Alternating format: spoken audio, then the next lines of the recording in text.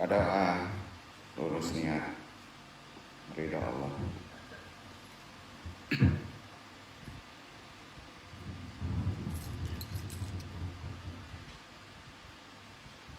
Al-Fatihah. A'udzubillahi minasyaitonir rajim. Bismillahirrahmanirrahim. Alhamdulillahirabbil alamin. Ar-Rahmanir Rahim. Maliki yaumiddin. Iyyaka na'budu wa iyyaka nasta'in. Ihdinas siratal mustaqim. Siratal ladzina an'amta 'alaihim ghairil maghdubi 'alaihim waladdallin. Asyhadu an la ilaha illallah wa asyhadu anna Muhammadar Rasulullah. Allahumma sholli ala sayyidina Muhammadin nabiyyi wa ala alihi wa sahbihi wa sallim. Astaghfirullahal ghafurur rahim. Astaghfirullahal ghafurur rahim. Astaghfirullahal ghafurur rahim. Ilahi anta maksudi wa ridhoka matlubi. Atini mahabbataka wa ma'rifataka dzikir jahat. La ilaha illallah. La ilaha illallah. La ilaha illallah. La ilaha illallah Muhammadur Rasulullah. Ilaha diniyah as-solihi wa ilaha duri Nabiul Mustafa Muhammad sallallahu alaihi wasallam. Bil barakah wal karamah Syekh Abdul Qadir Waliyullah bi syafaat Nabi Muhammad biiznillah. Waridullahi ya Allah, ya Allah, ya Allah. Innaka ala kulli syai'in qadir. Takti hajatina pasangin.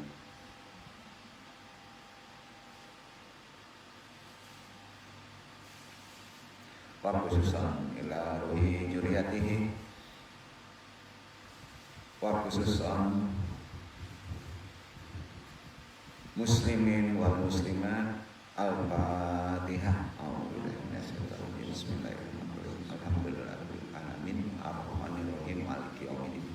Iyyaka na'budu wa iyyaka nasta'in. Ihdinas siratal mustaqim. Siratal ladzina an'amta 'alaihim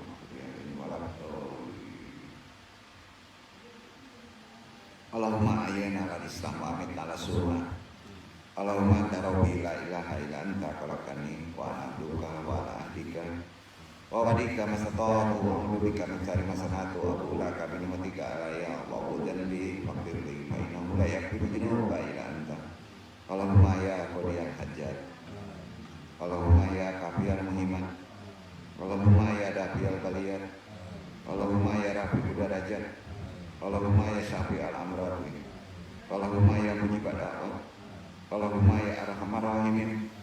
Allahumma inna nas'aluka salamatan fid din wa afiyatan fil jasadi wa jadatan fil ilmi wa barakatan fil rizqi wa tawbatan fil maut wa rahmatan indal maut.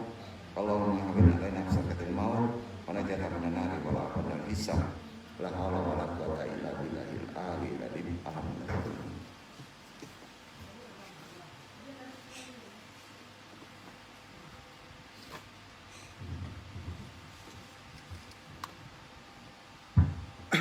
Hari ini taklim kita sejarah iktibar hamzah menjadi mu'alaf. Kalau ada iktibar berarti kita mengambil amaliyah ya, mengambil apa yang mesti kita ambil dari sejarah itu untuk kehidupan sekarang. Itu iktibar ya. Jadi ngambil iktibar itu enggak dari fikih aja ya. Kalau kita baca sejarah yang sifatnya sejarah Islam pasti ada hukum-hukum yang mesti diamalkan gitu ya. Misalnya membaca sejarah para sahabat, misalnya membaca manaqib, itu ada amalannya dan berlaku sampai akhirul zaman. Jadi kadang-kala kita mengambil amalan itu hanya pada faktor fikih, tidak ya, pada faktor sejarah. Jangan jauh-jauh lah. Seperti kita ada sejarah kelam kita misalnya masalah PKI, itu kan kita ada faktor kehati-hatian nantinya amaliyahnya kita. Jadi ini penting kita pahami dalam konsep Islam. Assalamualaikum warahmatullahi wabarakatuh. Waalaikumsalam warahmatullahi wabarakatuh. Jazakumullah khairan katsira. Innal hamdalillah nahmaduhu wa nasta'inuhu wa nastaghfiruhu wa na'udzu billahi min shururi anfusina wa min sayyi'ati a'malina. Man yahdihillahu fala mudhillalah wa man yudhlil fala hadiyalah. Wa asyhadu alla ilaha illallah wahdahu la syarikalah wa asyhadu anna Muhammadan abduhu wa rasuluhu. Tentunya kita selawat dan salam selalu kita aturkan kepada junjungan kita Nabi besar Muhammad SAW sampai akhir zaman, termasuk dengan pengikutnya dan sahabat-sahabatnya, ahlu baitnya. Rabbi sadri wa yassir amri wa qul uqdatam min lisani yafqahu qawli. Ya Allah, mudah-mudahan pentaklim dan yang ditalimi lancar dan yang paling penting Allah meridhoinya. Kita dasari dulu talim kita. Allah berfirman di Quran surat Maryam ayat 33. Ini bukan terkait dengan yang duduk ini ulang tahun, tidak ya. Ini terkait dengan amalan yang disebut syuhada atau amalan-amalan yang terkait dengan syahid ya. Keberadaannya pada Hamzah ya. A'udzubillahi minasyaitonirrajim. Bismillahirrahmanirrahim. Ini boleh diamalkan juga oleh kita kalau kita menemukan waktu hari yang pengulangan umur ya. Jadi bukan panjang umur ya, salah ya. Pendek umur. Selamat pendek umur, seharusnya begitu, bukan selamat panjang umur. Jadi ada salah makna, betul kan? Logikanya kan gitu. Kalau ulang tahun masa selamat panjang umur, aneh ini kan. Udah jelas kurang ya. Jadi besok kalau ada ulang tahun Pak, ajaran Yahudi kita rubah dengan ajaran Islam supaya kita ingat sama mati gitu. Selamat pendek umur, kok gitu ya, doain mati, bukan ya. Supaya ingat kepada bahwa hidup ini kita akan menemui batas kontrak ya, batas kontrak kita kehidupan. Itu orang yang cerdas menurut Nabi dan itu betul. Bismillahirrahmanirrahim. Wassalamu alayya yauma ulitu wa yauma amutu wa yauma ub'asyu hayya. Dan kesejahteraan semoga dilimpahkan kepadaku si pengulang umur pada hari kelahiranku waktu bayi ya, pada hari wafatku ketika aku wafat, dan pada hari aku dibangkitkan hidup kembali ya kan. Jadi itu pengulangan Pak. Coba kita renungkan ayat ini, sangat luar biasa kalau kita bisa merenungkannya. Nah, jadi dilimpahkan ke seluruh itu ya. Ya. Waktu lahir, kehidupan dunia, setelah itu habis kontrak wafat. Nah, sudah itu dibangkitkan lagi di alam barzakh ya. Ada 3 tahapan. Hamzah bin Abdul Muthalib terkait kaji adalah paman dan saudara sepersusuan Nabi Muhammad SAW. Tumbuh menjadi pria dewasa yang gagah perkasa. Dia dikenal sebagai orang yang aktif, bertubuh kuat, dan ahli memanah. Ya, arti kata gagah lagi. Hamzah ini gagah. Jadi di antara sahabat beliau ini paling gagah, ganteng Pak ya. Hamzah ini memiliki kegemaran berburu. Hobinya berburu.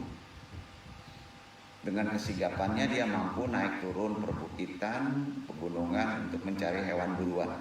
Jadi nggak ada hari tanpa berburu. Nah, ketika matahari terbenam dia akan pulang kembali ke area pemukiman perkotaannya untuk berkumpul bersama orang Quraisy lainnya.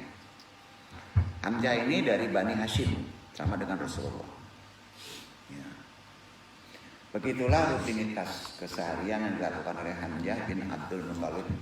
Sementara itu Muhammad pada usianya yang ke-40 diangkat menjadi nabi oleh Allah Subhanahu wa taala. Selama sekitar 3 tahun periode kenabian, Nabi Muhammad SAW melaksanakan dakwahnya secara sembunyi-sembunyi. Jadi dakwah itu ngumpet-ngumpet dulu. Dulu kan yang di sini juga dakwahnya ngumpet-ngumpet dulu Pak ya. Yang seteman-seteman dulu gitu. Ngumpet-ngumpet dulu Pak. Jadi dakwah jangan sekaligus langsung ke lapangan Pak ya. Nah, dakwahnya sekarang Nabi juga disuruh ngumpet-ngumpet. Ya, Nabi berdakwah itu bukan langsung karena merasa pintar berdakwah, tidak. Jadi bapak-bapak kalau berdakwah itu mengikuti ilham. Kalau Nabi mengikuti wahyu. Bapak, bapak mau nasihati ikuti ilham. Bahasa orang sekarang yang kata hati. Apa? Kata hati. Nah, sayangnya orang muslim ini nggak peka pada kata hatinya. Kenapa? Karena kolbunnya nggak salim.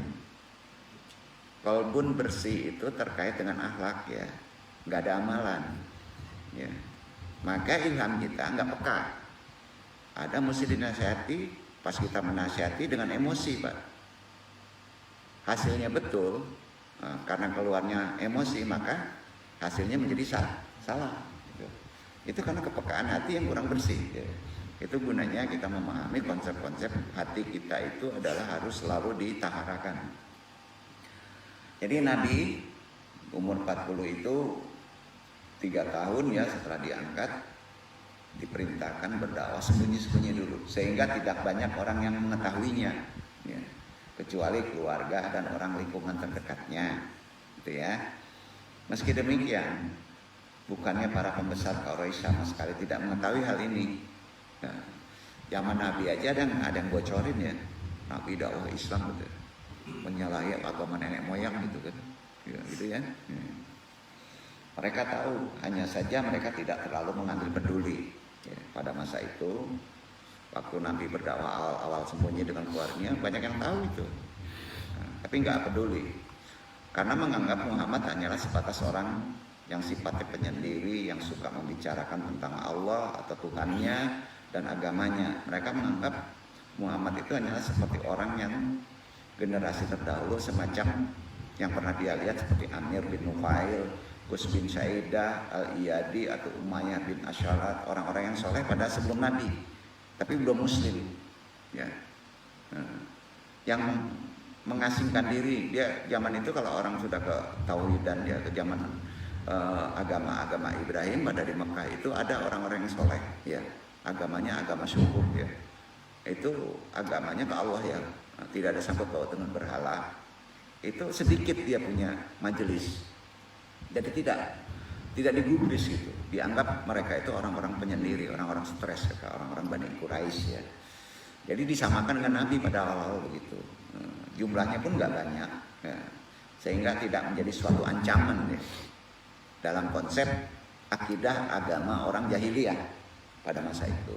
Nah, ini penting untuk disampaikan supaya kita tahu runut sejarahnya, dan pengulangan sejarah itu terjadi dengan sekarang dengan cara yang berbeda kan, dengan situasi yang berbeda. Maka dengan mengkaji sekarang ini secara apa yang disebut iktibar, insya Allah Bapak bisa menangkap ternyata di sejarah itu kita mesti diamalkan juga gitu ya. Contohnya tadi Bapak mau menasihati harus ada ilham, kata hati ya, itu spiritualnya. Jadi kalau kata hati kita merasa nggak enak, belum wajar, Bapak boleh aja nggak dakwah.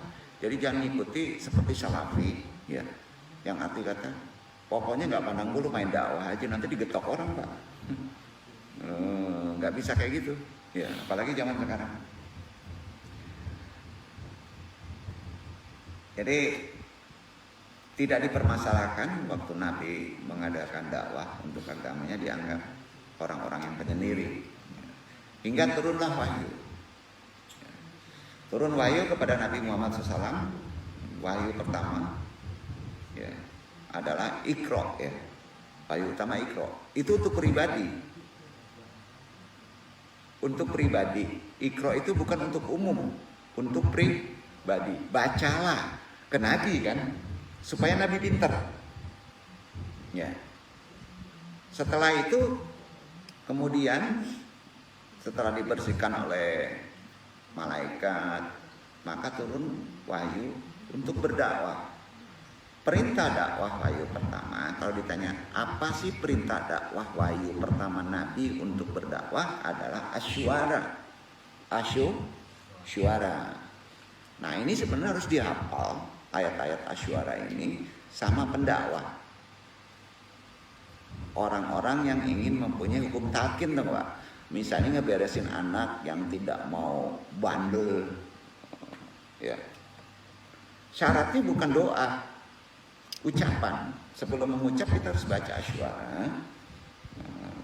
Surat 26 ayat 24. Pendek. Apalagi ya, antum yang baca a'udzubillahi minasyaitonirrajim. Jadi Bapak sebelum Bapak menyampaikan nasihat. Nasihat itu bahasa ibu, Pak. Nggak mungkin nasihat bahasa Quran, Pak. Nganga orang semua kan. Ya. Ya. Jadi wa anzir ashiratakal aqrabin. Kan gampang tuh. Wa anzir ashiratakal aqrabin. Baru Bapak nasihatin. Bismillahirrahmanirrahim. Ya Allah, mudah-mudahan saya bisa menasihati. Dan berilah peringatan kepada kerabat-kerabatmu yang terdekat. Jangan keluar dulu. Anak, ya, kerabat itu terkait jangan dulu meluas. Tapi orang lain, kerabat tuh nggak, temen, anak, temen, kolega, anak buah, ya. Coba dilihat tuh di Asyura, pasti itu wa anzir ashiratakal aqrabin. Ingat aja itu, baca dalam hati, Bapak baru nasihati. Tetangga misalnya, jangan nyolong dong, gitu ya. Jangan manasin orang lain dong, gitu ya. Nah, baca itu dulu Pak. Itu ruhnya. Arti kata, Bapak sudah mengikuti tata aturan secara Rasul. Nunggu perintah dulu sebelum kita mengucapkan. Sampai Pak. Kalau kita tunggu dulu wangsit dari yang maha kuasa, bingung kita ya kapan wangsitnya ya. Ya kan? Udah baca aja ini kan. Udah paham maksudnya? Itu udah spiritual. Itu gunanya Quran diturunkan. Dan berilah peringatan kepada kerabat-kerabatmu yang terdekat. Nah, ditafsirkan ayat ini sebagai perintah awal untuk berdakwah secara terang-terangan. Karena sudah ke kerabat. Iya kan? Nah, udah naik levelnya. Nah, setelah menyampaikan risalah kenabian kepada kabilah sendiri, ya, belum ke masyarakat luas nih, belum ke mimbar. Nabi Muhammad kemudian mendapatkan jaminan perlindungan dari Abu Thalib karena dia senasab pamannya, ya kan? Walaupun pamannya masa itu masih belum muslim. Begini, bapak-bapak misalnya punya saudara kandung Kristen, ya, Mbak, kita Muslim, ya, dia dakwah mau dicambok orang, tolongin nggak? Pasti tolongin kan?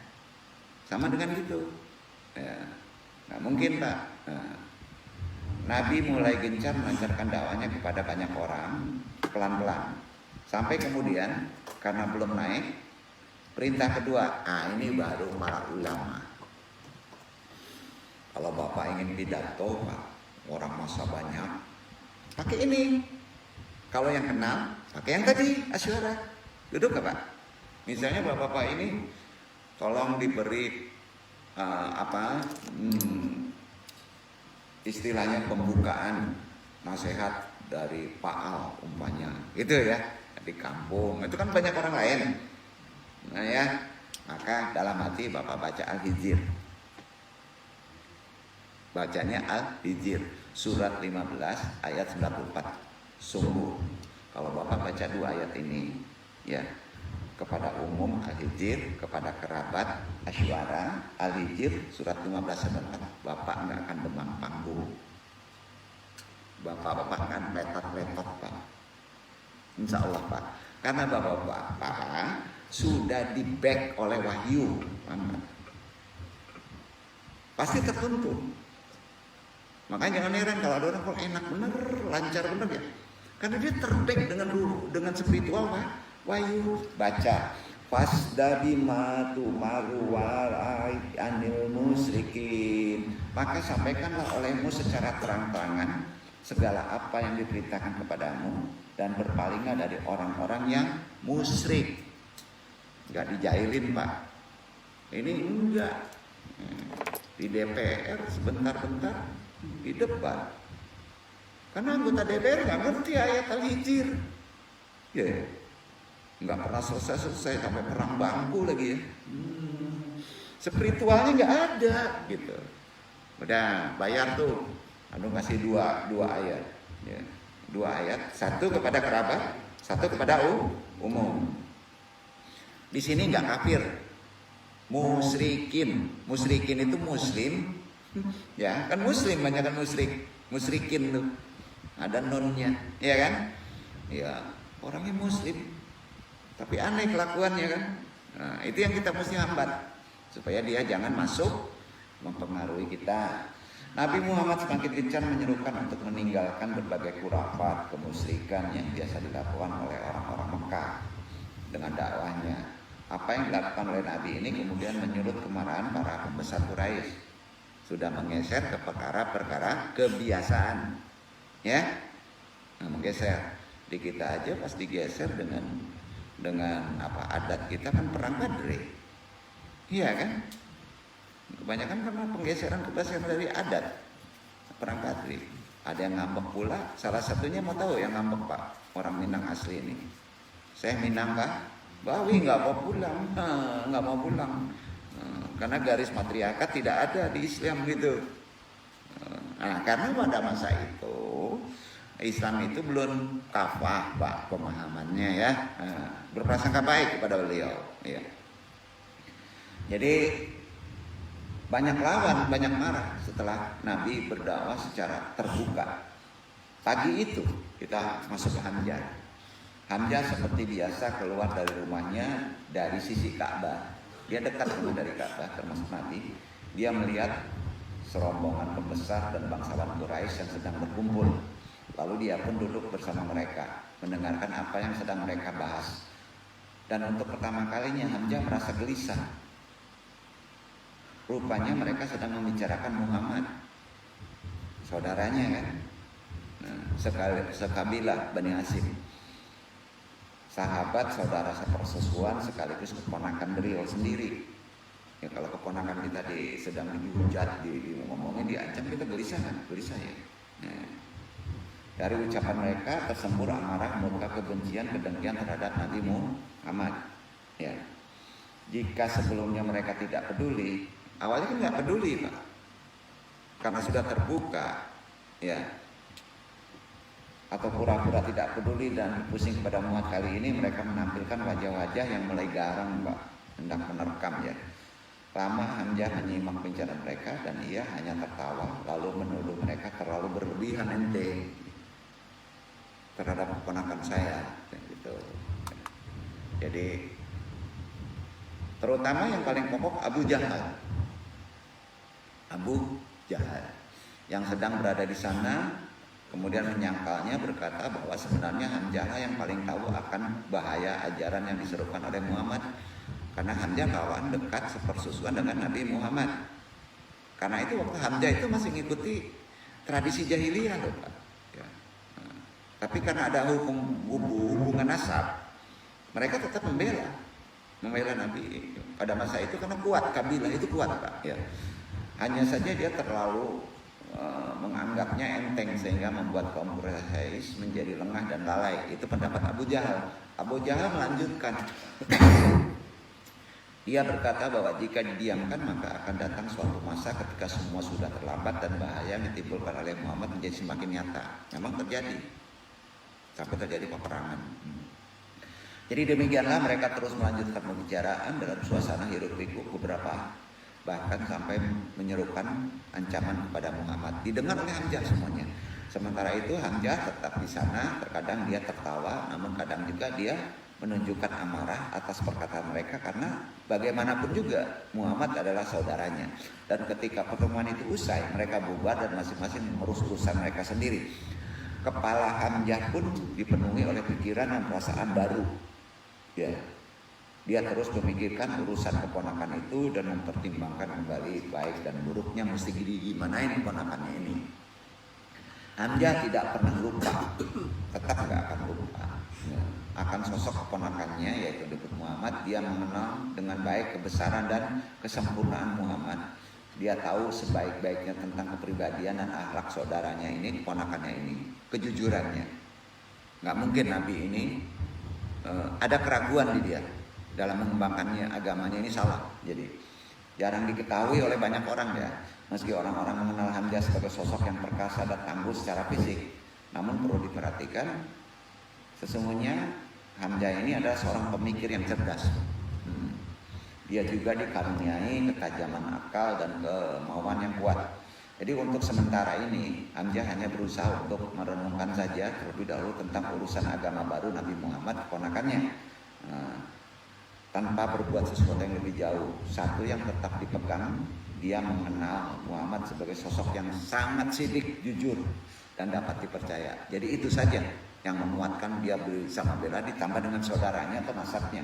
Suatu hari Abu Jahal melihat Rasulullah di Sabang. Lalu dia mencaci Rasulullah, melecehkan Muhammad. Namun beliau hanya diam saja, Nabi Muhammad itu. Kemudian dia memukul kepala Nabi Muhammad dengan batu hingga terluka dan berdarah. Hari demi hari terus berlalu. Dan tekanan dari kaum Quraisy kepada Nabi Muhammad SAW sudah ke fisik. Nah, dan umat Islam semakin meningkat. Tambah jemaah. Dan kali ini bukan hanya sebatas hinaan, tapi sudah masuk kepada tingkatan persekusi fisik. Hamzah sendiri terheran-heran melihat ketabahan hati keponakannya tersebut. Dia tahu bahwa orang-orang Quraisy terkenal dengan kekeras kepalaannya, keras kepala, ya. Dan meski demikian Muhammad tetap berusaha mati-matian membela keimanan, melancarkan dakwahnya. Jadi banyak dari kalangan Muslim, utamanya dari golongan yang lemah, yaitu para budak yang mengalami berbagai siksaan dari kaum Quraisy. Bahkan ada yang sampai menjumpai kematian. Mereka adalah orang tua dari Ammar bin Yasir, salah satu korban. Ya. Hingga pada suatu waktu penindasan itu menimpa kepada Rasulullah itu sendiri. Suatu hari Abu Jahal melewati Rasulullah saat berada di Sabah. Lalu dia mencaci, melecehkan beliau, namun beliau hanya diam saja. Tidak berhenti di sana, kemudian dia memukul kepala Nabi menggunakan batu hingga terluka dan darah pun mengalir dari luka tersebut. Setelah Abu Jahal kemudian berbalik menuju kumpulan orang-orang Quraisy. Setelah dipukul, Nabi santai aja tuh Abu Jahal di dekat Ka'bah dan ngobrol bersama kelompok kaumnya. Di tempat lain, Hamzah baru keluar dari rumahnya sambil menenteng busur untuk melangkah ke arah padang belantara untuk melatih kegemaran yang amat disukainya, itu berburu. Ya. Dia terkenal amat mahir dalam hal ini. Kira-kira setengah hari dia menghabiskan waktunya di sana, dan ketika kembali dari perburuan dia langsung pergi ke Ka'bah untuk bertawaf. Jadi kebiasaan juga bisa masuk dari zaman Nabi Ibrahim. Itu kebiasaan orang-orang jahiliyah itu bertawaf, Pak. Sudah ada tawaf keliling, ya. Seperti biasa sebelum pulang ke rumahnya, rata-rata setelah dari kabilah keluar, sebelum Islam ada, itu selalu bertawaf, itu kebiasaannya. Setibanya di dekat Ka'bah, dia ditemui seorang budak perempuan milik Abdullah bin Judan, dan demi dilihatnya Hamzah yang telah mendekat, budak itu ngomong begini, ngomongnya, "Wahai Abu Umarah." Gelar Hamzah itu Abu Umarah. Cocok juga ya. Dia itu pemarah, Pak. Kalau di awak Datuk Rajo Garang, bisa itu. Nah, jadi kalau ditanya Hamzah itu gelarnya Abu Umarah. Nah, di Palurus maka ada yang disebut pemarah katanya ya. Panggilan Hamzah itu Abu Umarah. Seandainya engkau melihat apa yang dialami keponakanmu, kata budak ini ngomong ke Hamzah, Muhammad SAW baru-baru ini Abu Hakam bin Hisham, yaitu Abu Jahal. Jadi Abu Jahal itu nama gelar, nama aslinya Abul Hakam bin Hisham. Ya, Tuhan serba seperti ada ini ya, seperti ngasih ide atau gimana ya. Bayangin, bapak jahat Abu Jahal, jahil, ya, Hamzah pemarah. Gelarnya siapa? Abu Umarah, ya kan? Seperti nempel gitu, ya. Jadi namanya Abu Hakam bin Hisham atau gelarnya Abu Jahal. Ketika mendapatkan Muhammad sedang duduk di sana, dia menyakiti, memakinya hingga mengalami hal yang tidak diinginkan sampai dipukul kepalanya. Itu kaduan ke Hamzah. Ya. Lalu dilanjutkan cerita mengenai kelakuan Abu Jahal kepada Rasulullah. Hamzah mendengarnya dengan baik. Setelah itu dia menundukkan kepalanya sejenak, lalu menyandang busur dan panahnya diangkat busurnya ke bahunya. Setelah itu dengan langkah cepat dan tegap dia pergi menuju Ka'bah. Berharap bisa bertemu Abu Jahal. Ya. Dan jika tidak ditemukan, dia akan terus mencari kemanapun juga hingga berhasil. Begitu kerasnya Hamzah membela saudaranya. Padahal dia tidak muslim. Ya. Namun belum juga sampai ke Ka'bah, dia melihat Abu Jahal berada di pekarangan sedang dikelilingi oleh beberapa pembesar Quraisy. Maka dalam ketenangan yang mencekam, Hamzah mendekati Abu Jahal. Itu santai aja. Dia berdiri dekatnya, mendekati kepala Abu Jahal. Dia berkata, "Wahai orang yang berpantat kuning." Si Hamzah nyebut gitu. "Wahai orang yang berpantat kuning." Entah gimana dia nyebut gitu ya. Ini betul, mantannya begitu. Nah, ya. "Apakah engkau berani mencela anak saudaraku padahal aku berada di atas agamanya?" Nah, seketika itu juga dia langsung digetok kepalanya lagi Abu Jahal dengan tangkai busur hingga luka menganga dan tangkainya patah 4 kali lipat beratnya dari pukulan Nabi Muhammad. Orang-orang yang dari Bani Makhzum, kabilah Abu Jahal, langsung bangkit berdiri, ingin membela Abu Jahal. Abu Jahal sempoyongan tuh, pusing kepalanya lah. Ya, begitu pula melihat dari Bani Makhzum pada berdiri, Bani Hashim yang mengiring Hamzah pada berdiri juga, siap perang. Nah, gitu. Jadi dia punya 2 kelompok gitu. Kabilah Bani Makhzum Abu Jahal, ya. Kabilah Bani Hashim pada masa itu adalah Hamzah, Abu Umarah. Dia bawa kelompok sama geng lah gitu ya, 2 geng. Ada tegang loh. Bayangin gara-gara Nabi Muhammad tegang itu 2 kabilah besar. Nah, biarkan saja Abu Umarah, karena memang aku telah mencaci maki anak saudaranya dengan cacian yang menyakitkan, kata Abu Jahal. Nah, walaupun dia udah sempoyongan ya, yang menurut saksi salah satunya Muhammad Khalid, setelah memukul busurnya ke kepala Abu Jahal, dia berkata dengan bentakan, "Kenapa engkau mencela memaki Muhammad padahal aku telah menganut agamanya?" Tolong sengece. Dan mengatakan apa yang dikatakannya. "Nah, cobalah ulangi kembali makianmu itu kepadaku jika engkau berani. Nanti aku getok lagi," katanya. Jadi memang pada masa itu yang paling tidak berani dipersekusi adalah Hamzah. Hamzah itu lawan beratnya cuma Umar bin Khattab. Ya, padahal Umar bin Khattab itu sendiri waktu itu masih belum Muslim, itu mau membunuh Nabi. Diturut itu.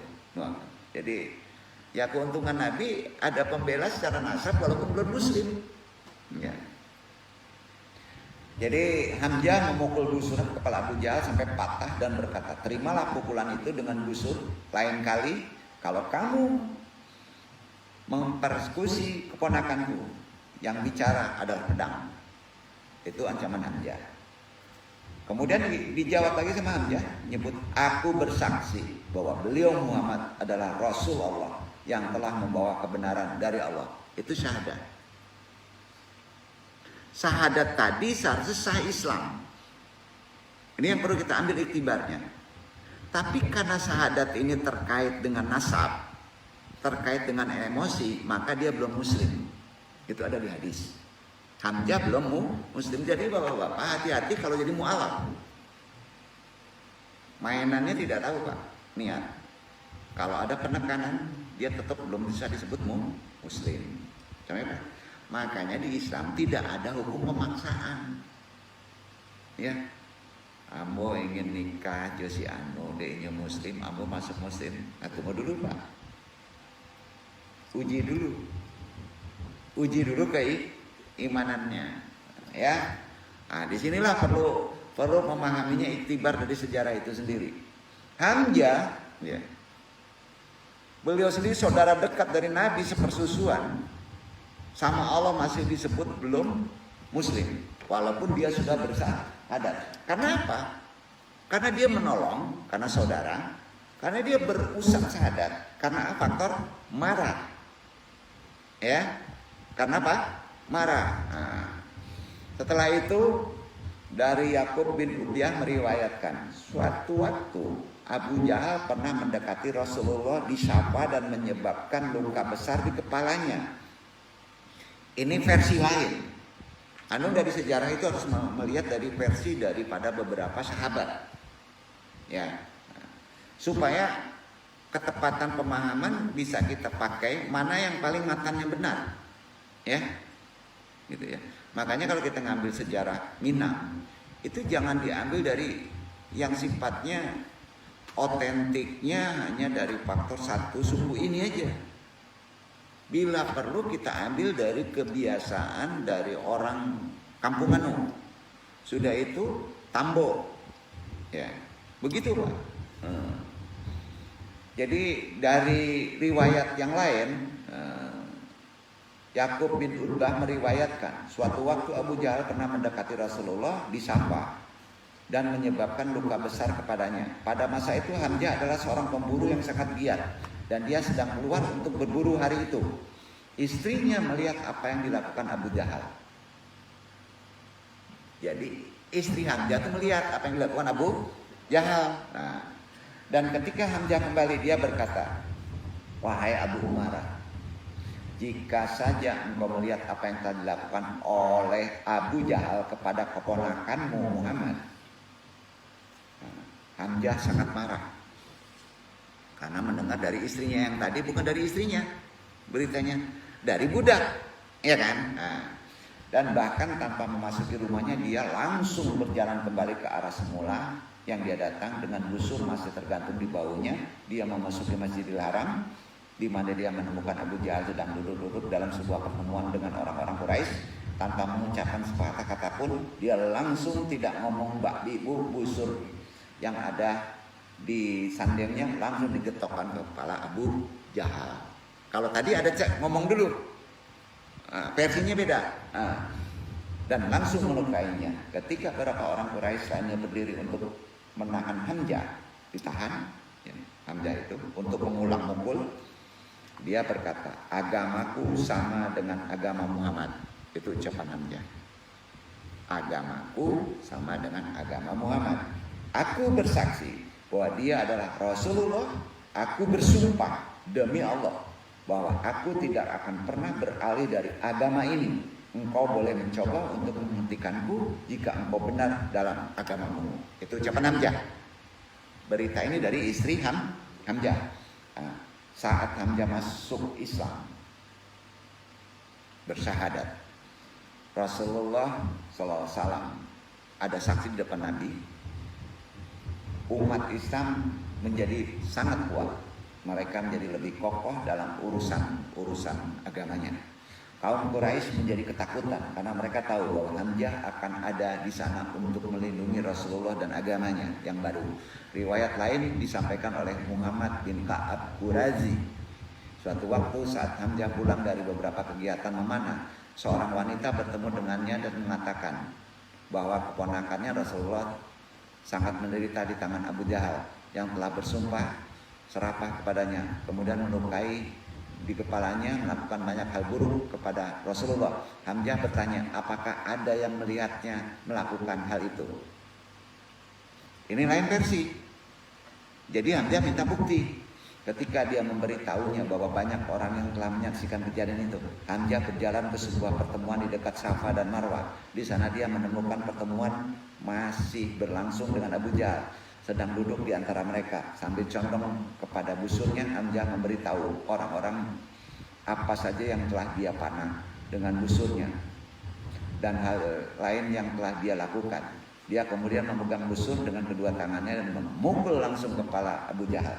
Dengan begitu keras, bagian tengah kepalanya sampai busur itu patah. Jadi arti kata, sebelum memukul kepala Hamzah, diancam dulu, saya setelah membunuh beberapa orang dengan busur ini. Itu versi lain. Dia kemudian berkata, terimalah pukulan itu dengan busur. Lain kali pukulan itu akan memakai pedang. Ya, kata Hamzah. Berarti ada tambahan dari versi riwayat tadi, tapi hampir mendekati sama. Ya. Aku bersaksi bahwa beliau Muhammad adalah Rasulullah yang telah membawa kebenaran dari Allah. Orang-orang berkata, wahai Abu Umarah, dia menghina Tuhan-Tuhan kamu. Ya. Tuhan Hamzah juga. Dan meskipun engkau lebih baik darinya, kami tidak akan pernah mentolerir itu, bahkan dari dirimu. Nah, itu ancaman dari orang Quraisy. Namun wahai Abu Umarah, engkau tidak pernah menjadi orang yang tidak disukai, tetap akan disukai. Ya. Dengan berbagai versi mengenai ayat tadi, kan versinya ada 3. Ya. Semuanya memiliki kesamaan, yaitu Hamzah membalas perlakuan kasar Abu Jahal. Intinya kan itu, ya kan? Nah, kepada Nabi Muhammad SAW dan beriringan dengan pembalasan itu, Hamzah menyatakan keislamannya. Ya. Peristiwa ini terjadi pada bulan Zulhijjah, tahun ke-6 kenabian. Riwayat ini dengan cara yang berbeda. Ya. Misalnya diriwayatkan kembali oleh Al-Misri mengatakan bahwa apa yang mendorong Hamzah masuk Islam. Ini iktibarnya. Awalnya hanyalah karena dorongan fanatisme kesukuan.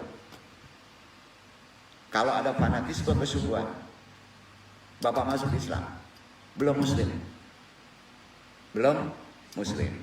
tetap belum Muslim.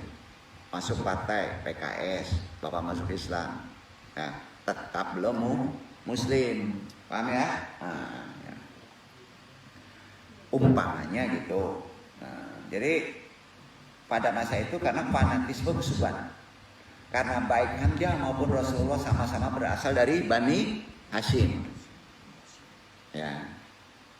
Sementara itu Muhammad Khalid mengatakan bahwa meskipun Hamzah bersyahadat di hadapan Abu Jahal dan orang-orang Quraisy pada waktu itu, dia masih belum dianggap masuk Islam.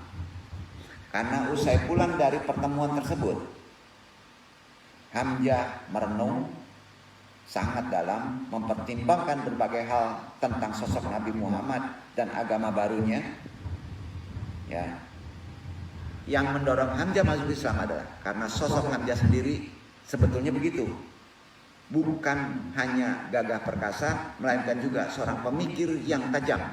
Seorang yang cerdas pasti dipikirkan itu, mengucapkannya. Jadi, meskipun setelah syahadat Hamzah masih memerlukan waktu untuk berproses. Ya. Namun dia masuk Islam karena memang melihat kebenaran di dalamnya, bukan karena persoalan kesukuan. Wallahu alam. Itu niat. Kita tidak bisa membaca niat Hamzah. Ya. Setelah bersyahadat, hati Hamzah malah justru galau. Ini bersyahadat lupa Abu Jahal, bahasa kini galau, bingung, muram. Siang hari kehilangan ketentraman, bahkan nggak mau berburu. Itu efeknya dari dia bersyahadat. Karena begini, tradisi di orang Arab dulu ya, kalau sudah bersumpah, dia keras kepalanya, dia pegang sumpahnya Pak. Apalagi ada saksi. Nah, beda di orang timur. Walaupun ada saksinya menggali cijo. Tidak, walaupun itu jahiliyah orang Arab, kalau sudah bersumpah, ada saksi, dia pegang sampai mati. Nah, itu orang Arab. Dia galau karena sudah bersaksi. Ya, Hamzah itu muram. Siang hari nggak mau berburu, mata malam tidak mau terpejam tidur. Hamzah bin Abdul Muthalib masuk Islam melalui proses berpikir dan perenungan. Makanya dia berislamnya belum berani menghadap pada Rasulullah. Ya, belum. Bukan sekedar karena persoalan fanatisme kesukuan ya.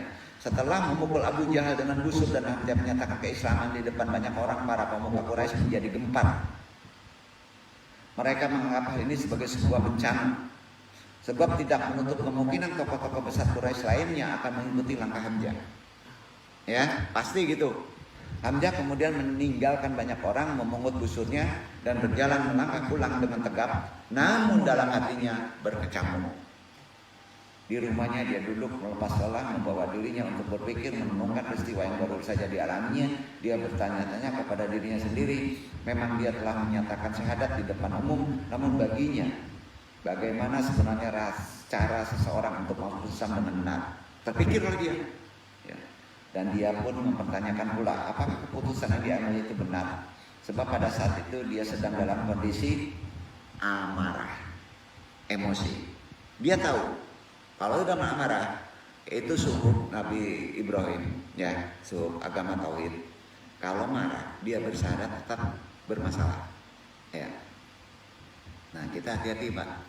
Kalau marah Pak, jangan nasihati. Itu inti iktibarnya. Pokoknya bapak-bapak kalau ada akses marah, jangan menasihati. mundur timingnya dulu. Ya. Si Korin main Pak, gitu bahasanya ya. Itu benar. Ini kan perenungan mengkajinya sejarah. Hamzah mengingat-ingatnya lagi bahwa pada awalnya dia tidak rela jika keponakannya diperlakukan secara sewenang-wenang dan dianiaya tanpa adanya pembelaan. Oleh sebab ia maju ke depan untuk membela Nabi Muhammad dan kehormatan Bani Hashim, kehormatan daripada nasabnya. Kita pun akan melakukan begitu kan? Ya. Namun Hamzah menjadi berpikir ulang, apakah ini cara yang terbaik bagi seseorang untuk meninggalkan agama nenek moyang dan kaumnya, agama yang telah mereka anut sejak lama? Itu perang batin Pak, berat itu. Anda merasakannya, bertahun-tahun kita mengikuti akidah nenek moyang kita, ternyata suruh berubah, berat Pak, berat kan? Ya. Jadi itu jelas bukan keputusan yang mudah pada Hamzah. Ya. Mengakui bahwa sesungguhnya dia juga belum tahu terlalu banyak tentang Islam. Hamzah mengakui itu. Hanya gambaran kecilnya saja yang dia tahu. Benar-benar Hamzah tidak sedikit pun ragu tentang kebenaran ketulusan yang dibawa Muhammad. Sementara satu sisi dia mengakui kejujuran Nabi Muhammad. Timbul galau. Betul kan? Sebab dia sudah mengenalnya sejak kecil, mengetahui bahwa tidak mungkin keponakannya itu berbohong. Tetapi apakah mengambil keputusan pada saat marah merupakan cara tepat? Itu pertanyaan Hamzah.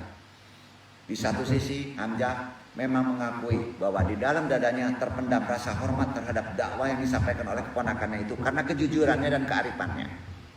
Dan apabila dia memang ditakdirkan untuk menjadi pembela agama baru ini, maka kapankah sebenarnya waktu yang tepat untuk memasukinya? Sampai begitu pemikiran Hamzah. Ya. Apakah pada saat marah ataukah setelah melalui proses berpikir dan merenung? Demikianlah Hamzah terus merenung dan menimbangnya. Itu cukup lama. Dia terus memikirkan hal ini selama berhari-hari. Pada siang hari dia kehilangan ketentramannya dan pada malam hari matanya tidak dapat terpejam untuk tidur. Dan ketika Hamzah berusaha mencari kebenaran dengan menggunakan akalnya, itu. Nah, kebimbangan malah tampil di depan. Mungkin galau, mungkin susah. Hamzah mulai membanding-bandingkan agama lama dengan agama barunya. Itu solusi kalau di akal. Jadi dia perbandingkan agama jahiliyah itu gimana, agama Muhammad itu gimana. Itu orang cerdas. Ya.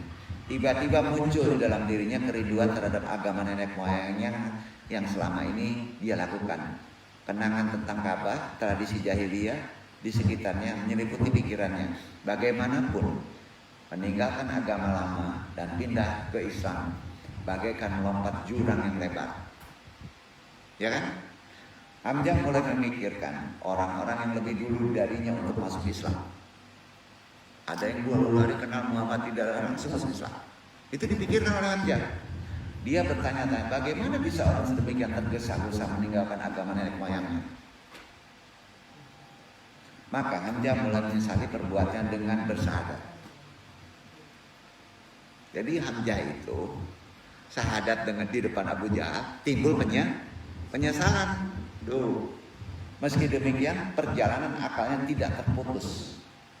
Akhirnya terus berpikir hingga kemudian Hamzah merasa bahwa akal pikirannya sendiri tidak mampu menuntaskan kegelisahan hatinya. Itulah pendeknya akal. Bapak-bapak, pertanyaannya iktibarnya gini. Bapak-bapak memecahkan persoalan zaman sekarang selalu menggunakan kecerdasan pikiran. Betul? Kalau sudah buntu tidak ketemu bapak-bapak mesti larinya kemana? Ini zaman Hamzah ya, Quran belum ada ya. Anggap aja belum ada Quran petunjuk Islam. Gimana Pak? Jalan selanjutnya gimana? Maka dengan niat ikhlas Hamzah dengan tulus hati dia pergi keluar untuk meminta pertolongan yang gaib. Yang gaib itu diwakilkan kepada Ka'bah. Datang ke depan Ka'bah Hamzah. Tidak melalui Nabi, tidak melalui yang lain. Setelah perbandingan begitu. Datang ke Ka'bah, dan langsung menengadahkan wajahnya ke langit, minta tolong kepada yang di atas. Begini dia, Hamzah itu, ya. Dia memohon, berdoa agar memperoleh petunjuk dari yang atas, yang hak dan yang lurus. Dalam kondisi galau, istilah bahasa sekarang, Hamzah masih juga belum bertemu dengan Nabi Muhammad sebelum dia yakin dari yang atas. Itu agama suruh. Ya. Maka sekarang mari kita simak perkataan Hamzah. Iktibar dari mengkaji sejarah Islam. Jadi ini banyak kejadian sekarang, Pak. Kita sudah ada pedoman hidup. Pas kita menemukan kebuntuan, kita harus korelasikan kepada Quran. Tapi di Quran gak ketemu. Karena yang mesti nyambung korelasi Quran itu gimana? Ya kan? Nah kalau Quran gak ada, kita contoh di Hamzah. Kemudian timbul sesal dalam hati karena meninggalkan agama nenek moyang. Dan Hamzah pun diliputi kebingungan hingga mata tak dapat tertidur. Lalu pergilah ke Ka'bah dan memohon kepada Allah agar membukakan hatiku untuk menerima kebenaran. Anggap aja Allah, karena bayangan itu Allah juga. Dan melenyapkan segala keraguannya. Ini minta Hamzah, lenyapkan keraguan saya, tetapkan satu. Ya. Maka Allah pun mengabulkan permohonan itu dan memenuhi hatiku dengan keyakinan. Begini, kehebatan agama tauhid. Bapak-bapak nggak apal, bapak-bapak langsung menghadap kiblat, ya kiblat. Buntu, bapak tidak menemukan doa solusi, tidak menemukan ulama. Sana yang menemukan masih juga aku. Yang diminta satu aja, Pak. Lenyapkan keraguanku ya Allah, tunjuki jalan yang lurus. Itu aja minta, Pak. Akhirnya Hamzah setelah menemukan jalur, kakinya seperti menyuruh ke Rasulullah. Pergilah Hamzah ke Rasulullah, disampaikan tentang keadaannya, maka Rasulullah berdoa kepada Allah agar ditetapkan hatinya. Rasulullah tidak memaksa Hamzah masuk Islam, suruh menetapkan hati. Demikianlah Hamzah akhirnya setelah didoakan oleh Nabi, beliau langsung bersyahadat di depan Nabi. Maka itulah yang disebut Muslim yang sah. Begitu Pak. Jadi mualaf. Kalau dipraktekkan mualaf begitu, enggak langsung datang mau nikah karena Islam langsung di syahadat. Nah, besok langsung digaprokin dipindah Islam lagi ke yang lain. Banyak kejadian itu Pak. Karena tidak memahami konsep hati. Untuk konsep hati itu serahkan kepada ahli zikir. Tidak ada jalan lain. Pak? Makanya orang-orang yang mu'alaf, yang melalui zikir-zikir baik itu di Abah Ano maupun tarekat dan lainnya, itu bertahan. Bahkan menjadi ulama. Karena dia ditalkin, hatinya dipegang dulu, bukan kepalanya Pak. Kalau kepalanya pusing Pak. Duduk ya. Jadi Bapak kalau mau Islam, bawa kepada talkin zikir. Apa ya? Kaum Quraisy selain mempersekusi secara fisik kepada kaum muslim, meningkatkan tekanan melalui boikot ekonomi akhirnya. Ditambah sampai membuat maklumat. Ya. Sebuah dokumen dibuat oleh mereka yang isinya berupa larangan untuk menikahi anggota keluarga Bani Hashim asal kabilah Nabi Muhammad dan Hamzah, dan larangan berjual beli apapun terhadap kabilah Bani Hashim. Pemboikotan ini akan dicabut jika Bani Hashim berhasil melarang Muhammad mengaku dirinya sebagai nabi atau Muhammad sendiri yang mencabut pengakuan kenabiannya. Dokumen itu dipasang tepat di pintu Ka'bah. Itu yang disebut kiswah. Isi kiswahnya itu melarang memboikot kenabian. Jadi isi Ka'bah itu Pak, isi kiswah itu adalah melarang memboikot berhubungan dengan Bani Hashim. Makanya disebut sholawat Bani Hashim. Ya. Di Ka'bah Pak. Hingga akhirnya setelah ada peristiwa Baiat Aqabah Kubra, itu namanya Baiat Aqabah Kubra. Pernyataan sumpah setia, perjanjian militer antara orang-orang Yatsrib, yaitu kota lama sekarang disebutnya Madinah, ya itu Yatsrib, dengan Rasulullah. Setelah ada perintah hijrah, perjanjian di Ka'bah itu baru turun. Berapa lama itu? At-Tabari dalam Tarik Al-Rusul wa Al-Muluk menuturkan, setelah Allah memberikan izin kepada Rasulnya turun wahyu ayat Al-Anfal, karena banyak dipersekusi secara fisik, maka turun wahyu. Gini, bapak-bapak mau perang, zaman sekarang nggak bisa kata umat. Bapak mau demo, nggak bisa kata umat. Kata ilham, kalau zaman Nabi turun wahyu. Jadi kebersihan hati dulu. Turunlah wahyu Quran surat Al-Anfal, surat 8 ayat 39 dibaca itu.